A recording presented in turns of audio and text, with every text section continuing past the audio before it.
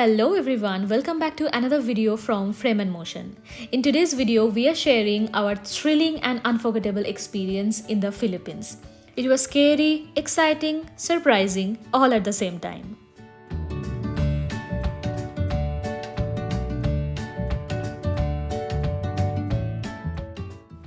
We started our journey from Kolkata airport and took an Air Asia flight to Manila, the capital of Philippines, with a 2-hour halt in Kuala Lumpur. We finally landed in Manila around 12:45 p.m.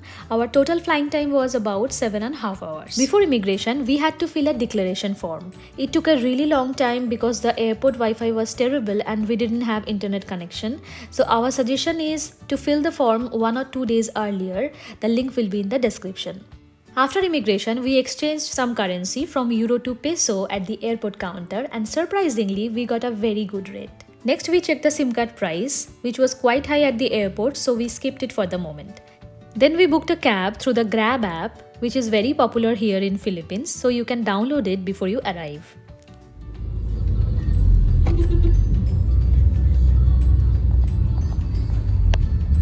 The weather wasn't great, it was cloudy and raining. At that time, we had no idea what was coming next.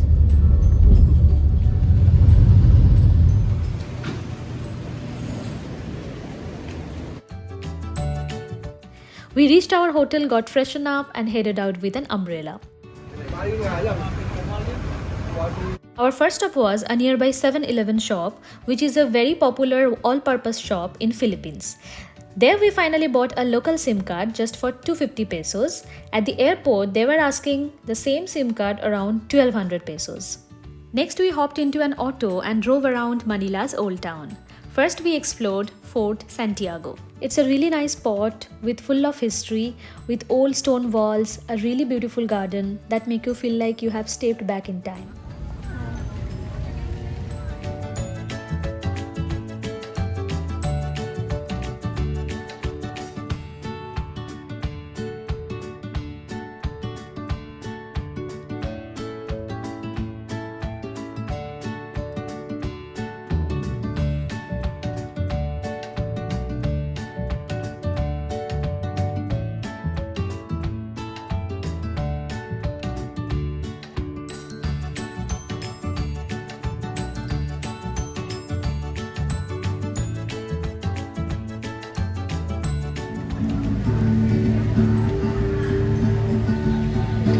The Manila Old Town is a historic city that served as a center of Spanish colonial rule in the Philippines for centuries. We also visited some other spots in Manila Old Town, San Augustine Church, the Manila Cathedral, but the weather was not the best. It was pouring heavily, but we didn't mind. We tried some delicious local food, even packed some for dinner.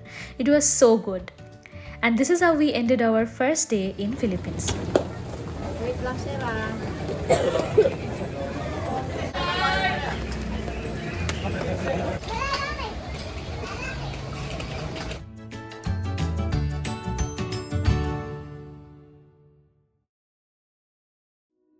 Next morning, we woke up super early, around 3 a.m.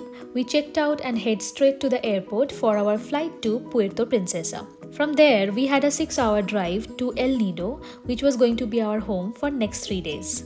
We reached Puerto Princesa airport, but the weather just kept getting worse.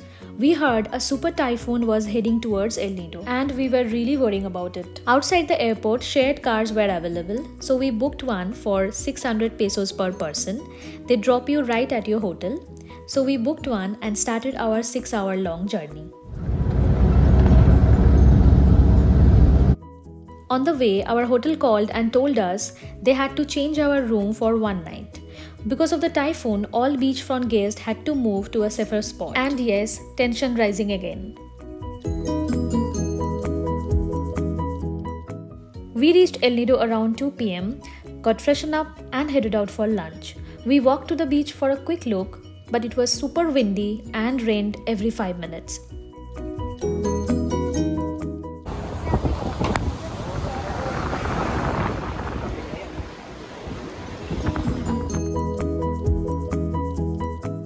We found a cozy Korean restaurant and we were enjoying our yummy food, but suddenly an emergency alert popped up. Typhoon Tino. It warned that the waves could reach over 3 meters and advised everyone in low-lying coastal areas to evacuate. At this point, there wasn't much we could do. The wind and the rain were so strong that even umbrellas didn't work. So we bought raincoats and headed straight back to our room. This is a situation we called what we expected versus what we are experiencing. All the island tours were cancelled for the next 2 days because of this weather condition.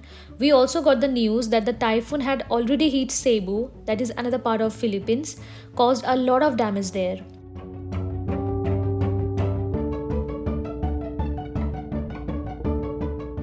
It was expected to hit El Nido around 4 am in the morning, and the weather was supposed to get even worse after 11 pm.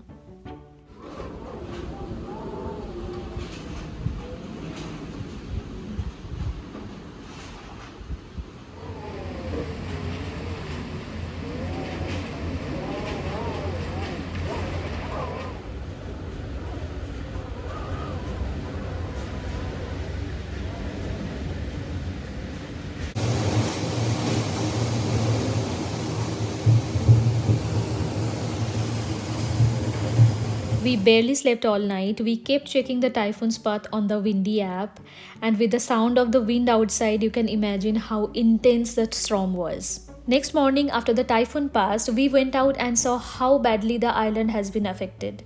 Trees were down everywhere, roads were blocked, shop roofs were broken. It was heartbreaking. Around 1 pm, the hotel we had originally booked contacted us and picked us up from this temporary place. We finally moved into our actual room with a really beautiful beachfront view. Let me show you.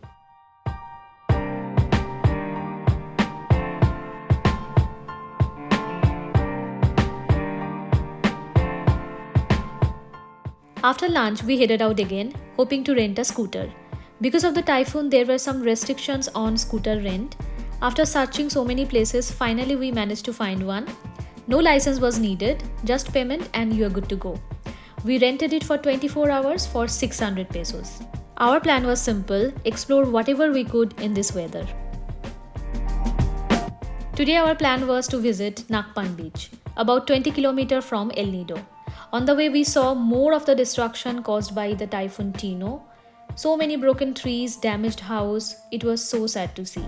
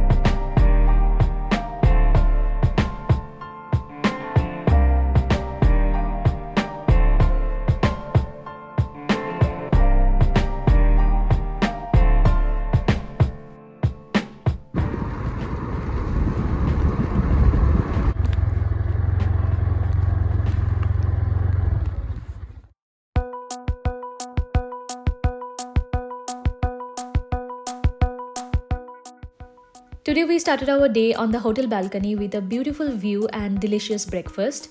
Breakfast was included.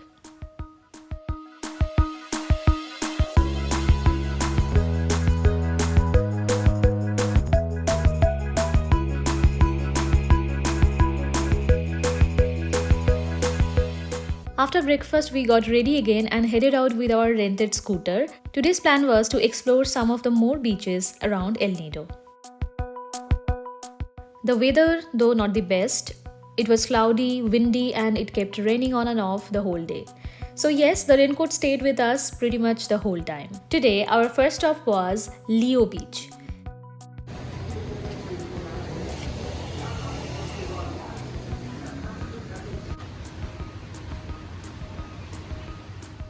It's a wide beach with big waves, and the coolest part is the long wooden platform that stretches right into the middle of the sea. Even in the gloomy weather, it looked amazing.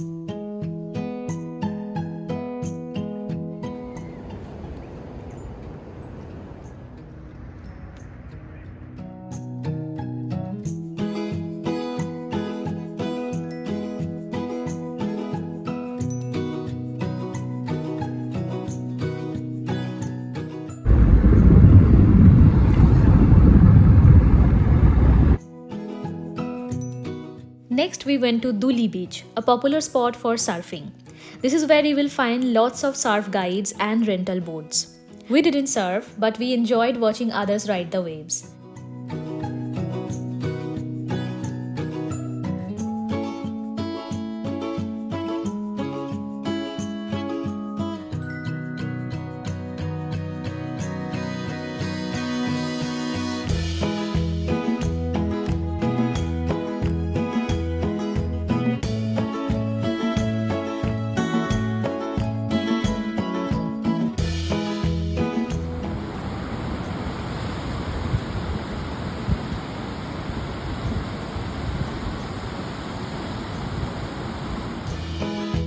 We also had these huge coconuts, like seriously jumbo sized.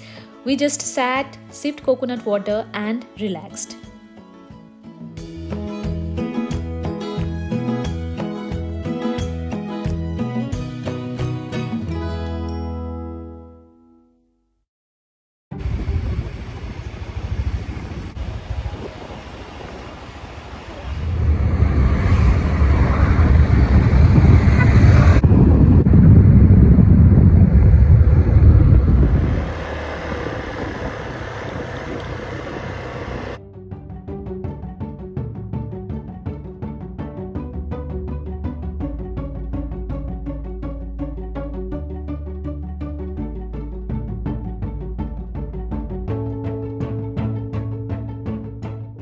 Around 2 pm, the sky turned really dark. Within minutes, it started raining like crazy.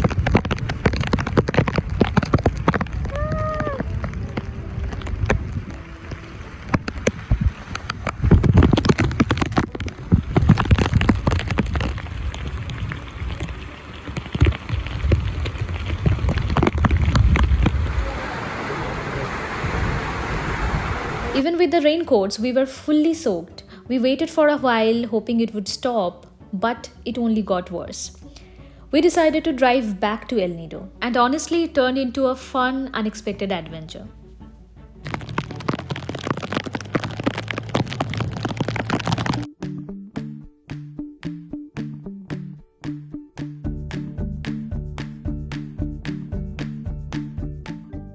By the time we reached El Nido, we were starving. We found this amazing Thai restaurant and had a really good late lunch, exactly what we needed.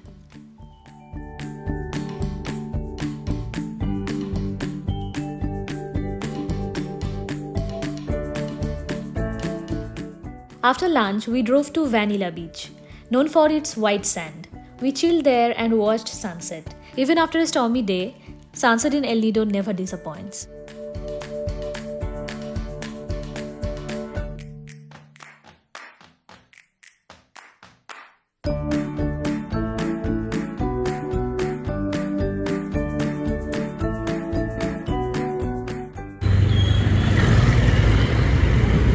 For dinner, we grabbed some delicious shawarma wrap. And here is a good news. From tomorrow, all island hopping tours are open again because the weather is finally getting better. We booked Tour C, which is super popular here. We are going to share every details and our experience in our next video. So, stay tuned. If you have enjoyed today's video, don't forget to give it a thumbs up, subscribe to our channel and share it with your friends. We will see you in the next one.